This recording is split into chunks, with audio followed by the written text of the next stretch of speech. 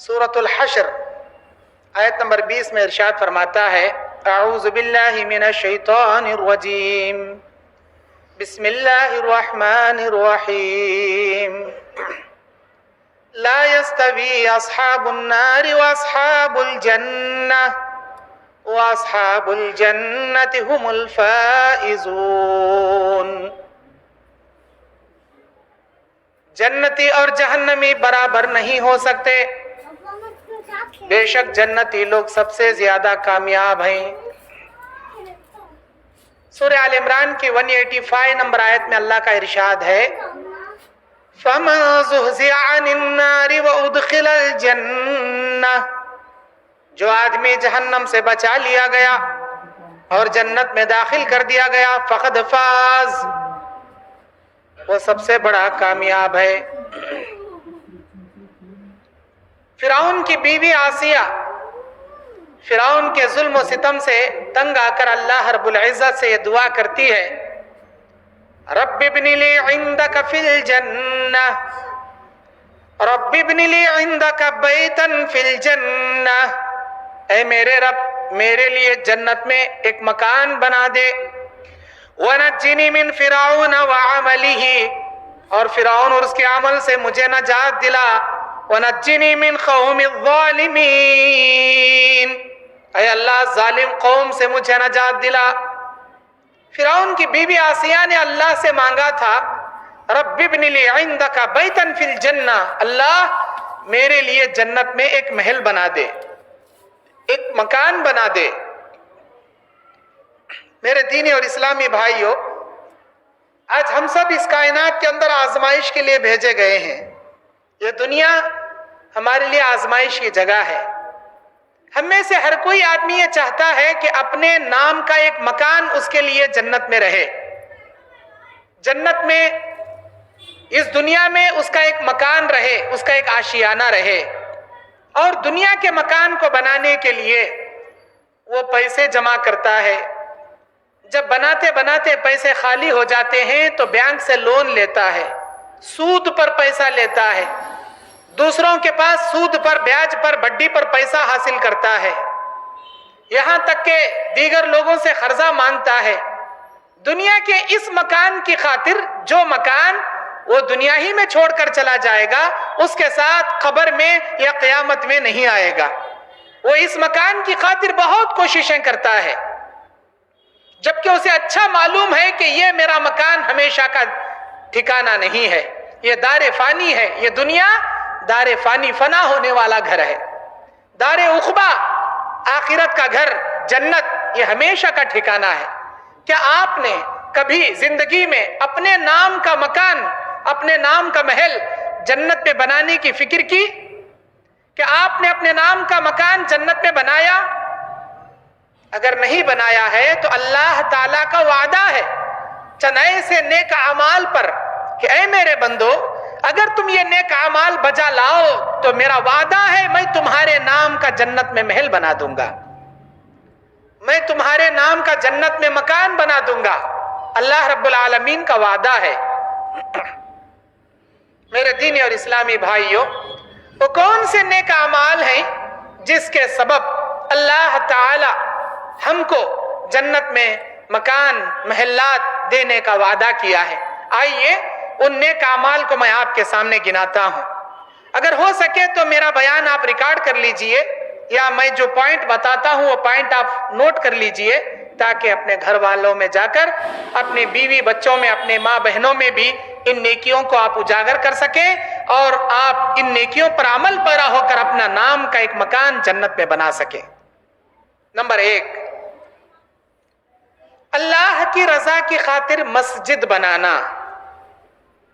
اللہ کے نبی علیہ السلام بیان فرماتے من بنا مسجدا یبتغی بہ وجہ اللہ بنى اللہ لہ بیتا فی الجنہ، رواہ البخاری۔ جو آدمی اللہ کو راضی کرنے کے لیے مسجد بنائے گا، اللہ تعالیٰ اس کے نام سے جنت میں مکان بنائے گا۔ اللہ کی رضا کی خاطر، ریاکاری کی خاطر نہیں، اللہ کی رضا کی خاطر مسجد بنانا یا مسجد بنانے میں حصہ لینا۔ सुनन इब्ने माजा की हदीस, अल्लाह के नबी बयान फरमाते हैं, मन बना मस्जिदन का मफहसी क़तातिन औ असग़र बनल्लाहु लहू बैतन फिल जन्नह। अगर कोई शख्स एक चिड़िया के घोंसले के बराबर भी मस्जिद बना दे, अल्लाह ताला इसके नाम से जन्नत में महल बनाएगा। सहाबा ने पूछा, ऐ अल्लाह के नबी, कोई चिड़िया के घोंसले के बराबर कैसे मकान बनाएगा? नबी ने फरमाया, अगर कोई शख्स मस्जिद में एक चिड़िया के घोंसले के बराबर छोटा काम भी कर दे, अल्लाह इसके बदले में जन्नत में उसके लिए बड़ा मकान बनाएगा। कमा फहसी क़ितातिन, चिड़िया के घोंसले के बराबर भी कोई मस्जिद बना दे, उसके लिए भी जन्नत में महल। मतलब एक छोटा काम भी आप मस्जिद में करा दो। एक मस्जिद बनाने में 10 लाख रुपयों की जरूरत है। 10 लाख अफराद ने मिलकर एक एक रुपया हलाल का अल्लाह की रजा की खातिर हाथ छुपाकर जमा करके एक मस्जिद बनाए, अल्लाह ताला इन सब के लिए एक मकान नहीं देगा, बल्कि 10 लाख आदमियों के लिए 10 लाख महल्ला जन्नत में अल्लाह अता करेगा। नंबर 2, 5 वक्त की फर्ज नमाजों के साथ साथ 12 रकात सुन्नते मुअक्किदा अदा करना। आज हम लोग फर्ज नमाज ही ढंग से नहीं पढ़ते, अब सुन्नत नमाज कहां से पढ़ेंगे? 5 फर्ज नमाजों के साथ सुन्नत मुअक्किदा की पाबंदी करना। अल्लाह के नबी अलैहि सलाम बयान फरमाते हैं, जामे तिर्मिजी के हदीस नंबर 415, सही अल्लामा अलबानी ने इसे सही सिलसिलतुल अहादीस और सहीहा में जमा किया। नबी अलैहि सलाम ने बयान फरमाया, मन सल्ला फी यौमिन औ लैलतिन सनता अशरा रकातिन, जो आदमी दिन और रात में यानी एक दिन में 12 रकात सुन्नत मुअक्किदा पढ़े, बनल्लाहु लहू बुनिया लहू बैतन फिल जन्नह, अल्लाह इसके लिए जन्नत में महल बनाएगा। अरबा क़ब्ल ज़ुहर, 4 रकात ज़ुहर से पहले, व रकातैन बादहा, और 2 रकात ज़ुहर के बाद, व रकातैन बादल मगरिब, और मगरिब की नमाज के बाद 2 रकात, व रकातैन बादल इशा, और 2 रकात इशा की नमाज के बाद, व रकातैन क़ब्ल अल फजर, और 2 रकात फजर की नमाज से पहले।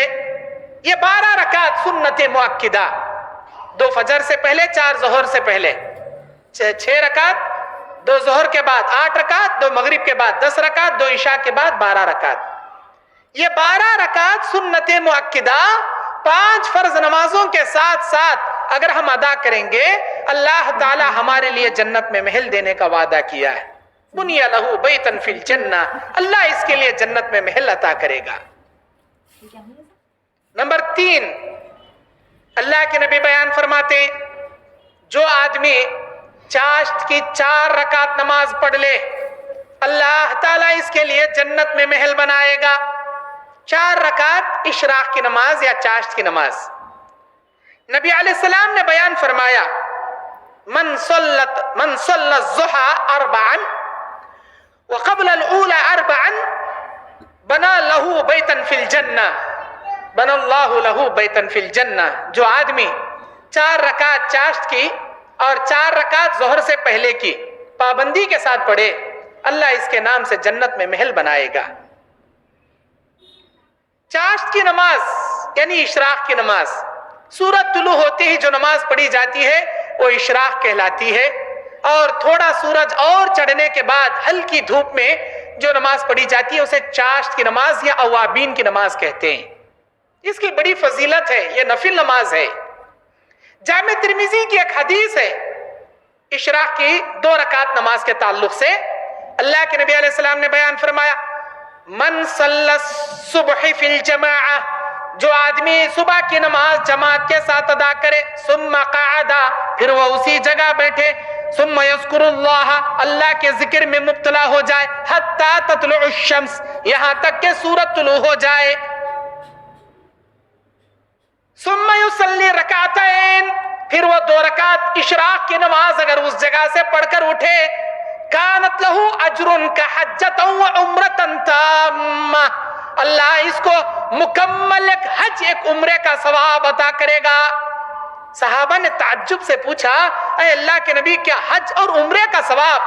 नबी ने फरमाया, हाँ, حجۃ وعمرۃ تامہ تامہ تامہ تامتن تامتن تامتن، مکمل حج عمرے کا ثواب، مکمل حج عمرے کا ثواب، مکمل حج عمرے کا ثواب، لا نقص اجر منہ شیئا، اس میں ذرہ برابر بھی اللہ اجر کم نہیں کرے گا۔ صبح کی نماز جماعت سے پڑھے، اسی جگہ بیٹھے، ذکر و اذکار میں مبتلا ہو، کتنی دیر؟ 40 منٹ، 50 منٹ، 1 گھنٹہ زیادہ سے زیادہ، سورج طلوع ہو جائے گا۔ آج کل ہم موبائل میں، واٹس ایپ میں، فیس بک میں گھنٹوں انگلیاں کرتے بیٹھے رہتے ہیں انٹرنیٹ کے اندر۔ کیا اللہ کا ذکر صبح کی نماز کے بعد 50 منٹ سے 1 گھنٹہ کرنے نہیں ہوگا؟ بازار میں ادھر ادھر دوستوں کے ساتھ گھنٹوں گپے مارتے بیٹھے رہتے ہیں، ادھر ادھر کی بیکار کی باتیں کرتے بیٹھے رہتے ہیں۔ کیا اللہ کی یاد میں، قرآن کی تلاوت میں، صبح و شام کے اذکار میں، توبہ و استغفار میں، تسبیح و تحلیل میں صبح کے بعد 1 گھنٹہ نہیں بیٹھ سکتے؟ بیٹھ کر دیکھیں، صبح کی نماز کے بعد 1 گھنٹہ ذکر و اذکار میں بیٹھیں، جب سورج طلوع ہو جائے 2 رکعت اشراق پڑھ کے اٹھے، مکمل حج عمرے کا ثواب۔ صحیح بخاری اور مسلم کے اندر اور ایک حدیث ہے اشراق کی نماز کی فضیلت کے تعلق سے، نبی علیہ السلام فرماتے، اے میرے صحابہ، تمہارے بدن کے 360 جوڑ ہیں، تمہارے ان بدن کے 360 جوڑوں پر تمہارے لیے 360 درہم اللہ کے راہ میں صدقہ کرنا چاہیے، کیونکہ یہ 360 باڈی آف دا پارٹس، جب ہم رات میں سوتے تھے، رات میں ہم سوتے ہیں تو اللہ صحت و عافیت کے ساتھ سلاتا ہے، جب ہم صبح اٹھتے ہیں یہ 360 جوڑ صحیح سلامتی کے ساتھ اللہ اٹھاتا ہے، اللہ ہم کو جگاتا ہے۔ اللہ اگر چاہے رات میں سونے کی حالت میں ہمارے یہ بدن کے اعضاء، یہ ہمارے جوڑوں کو چاہے تو ہمارے ایک ہاتھ کو لکوا لگا دے، ہمارے پیر کو لکوا مارنے لگا دے، ہمارے آنکھ، ہمارے زبان، ہماری کان، سماعت، بولنے کی قوت، دیکھنے کی بصارت سے اللہ اس قوت کو سلب کر لے، لیکن اللہ نے ایسا نہیں کیا۔ ان 360 جوڑوں کو صحت یابی سے سلایا اور 360 جوڑوں کو صحت یابی سے جگایا۔ تم نے اللہ کے شکریہ میں کیا کیا؟ کیا کیا اللہ کے شکریہ میں؟ 360 روپیے روزانہ اللہ کے راہ میں صدقہ کرو۔ صحابہ نے کہا، اے اللہ کے نبی، ہم 360 روپیہ روزانہ کماتے نہیں ہیں، ہم اللہ کے راہ میں کیسے صدقہ کریں؟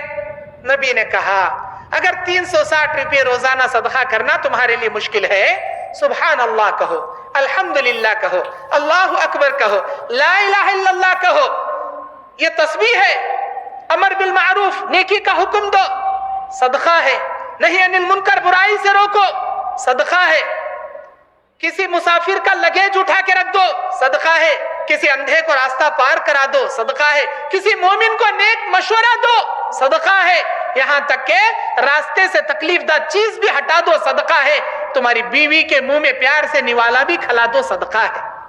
اگر یہ نہیں کر سکتے تو اتنی ساری نیکیاں کرو۔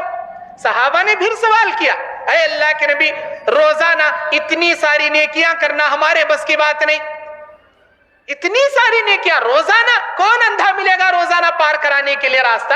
کون مسافر ملے گا جس کا لگیج اٹھا کے رکھتے رہے؟ اے اللہ کے نبی، اتنی ساری نیکیاں روزانہ ممکن نہیں ہے۔